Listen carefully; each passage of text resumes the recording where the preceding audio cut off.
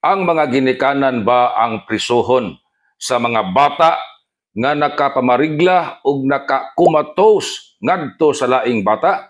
Ang tubag dili. Pero doon na tulubagon ang mga ginikanan sa gitawag og damages.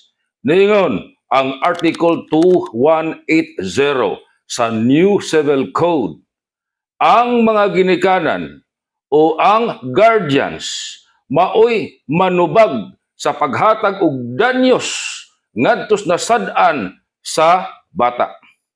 Sa sitwasyon karon, diin dunay mga bata nga nagtinabangay pagkulata ngadtos laing bata nga niresulta in taon sa seryoso nga injuries ngadtos laing bata ug nakakumatos niini.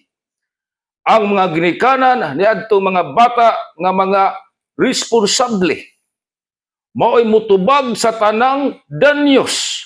Apil na niini ang gasto sa ospital. Tanan gayon, apil na ang kahasol nga nahatag ngadtos mga ginikanan.